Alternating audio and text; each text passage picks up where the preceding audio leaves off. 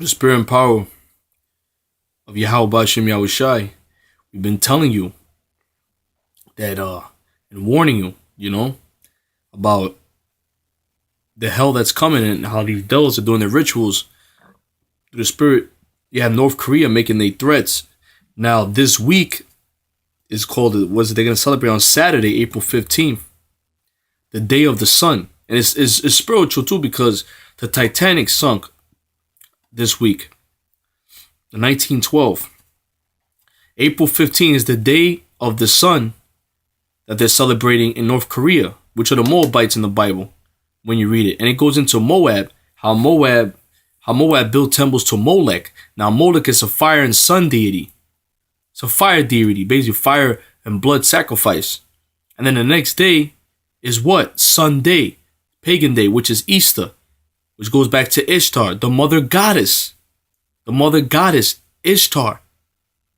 Right? The goddess of dawn. Morning star to the east. And they call this bomb what? The mother of all bombs. That fertility goddess, man. That feminine spirit. Mother of all gods. Mother of all bombs. And that spiritual mother of all gods. Yeah, the queen of heaven. Worship. Semiramis, Tammuz. It's all the same thing. And there it is. They're going to celebrate. This is a heavy satanic evil week, man. Sunday.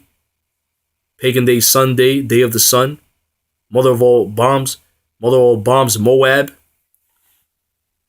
That's an omen, man. Those are all omens. These devils just don't. And today's the 13th too. Which on the right hand side is righteousness. On the left hand side they say is wickedness. But on the right hand side is righteousness. Because as a matter of fact, even though the zodiacs is off, but there was originally 13 zodiacs in the time of the Greeks. It was a man holding a serpent. Now that man holding the serpent is Yahweh Shai, the King of Kings, coming back to put his hand around you Rothschild's throat. Now this is an omen. This is very spiritual, man. This is a very spiritual month. These devils are doing their things on the left hand side, and the prophets of Yahweh Bashem Yahushai are doing their thing on the right hand side. We see what these devils are doing. Starting the 22nd of last month, a heavy satanic day for the Illuminati. 322, the Skull and Bones number. You always had big events happen. London attack happened that day, and last year was the Belgium attacks. Then 3 days after that was Baal, which is another way of saying Molech. It's the same thing.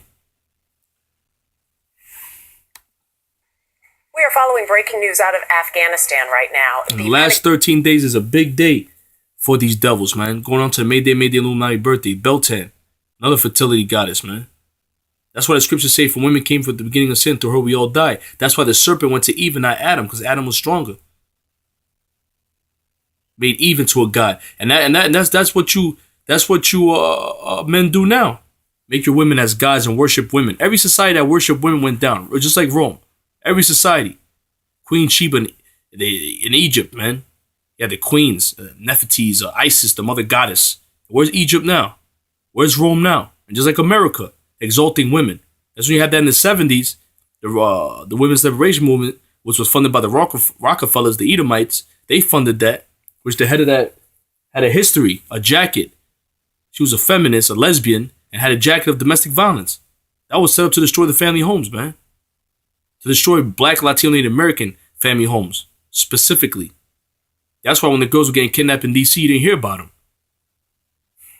You didn't hear the white Edomite feminists say anything about it.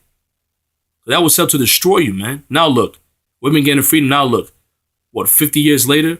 More than 50 years later, what you have? Transgenderism. It just gets worse. Men, we giving women freedom, liberation, to do whatever the hell they want, be whores and sluts. Then you have gay homosexuality running rampant. And it just gets worse and worse. Transgenderism. And now pedophiles are asking for rights. And this country is going to give it to them. I'm sorry, this corporation is going to give it to them. You got people that say they want to stay here. How you going to be a God-fearing, a God-loving person and say you love America and want to stay here? That's an oxymoron, man. You're retarded. You Israelites need to wake the hell up already, man. The Lord's showing you. Every day's a sign, man. Largest non-nuclear bomb, but it's going to get nuclear. It's going to get nuclear. It's not a coincidence they did that this week, man. They're trying to conjure up them spirits, man. Because the Rothschild Satan requires a blood sacrifice, fire and sun sacrifice specifically. That's why they dropped the Moab bomb, mother of all bombs, going into that Queen of Heaven worshiping, man. Which Easter is what 3 days, 4 days. I'm sorry, 3 days away. Hey, the Chinese always talk about the dragon, right? The fire deity, the dragon. It's all spiritual. Confirming the United States has dropped a massive bomb on an ISIS cave.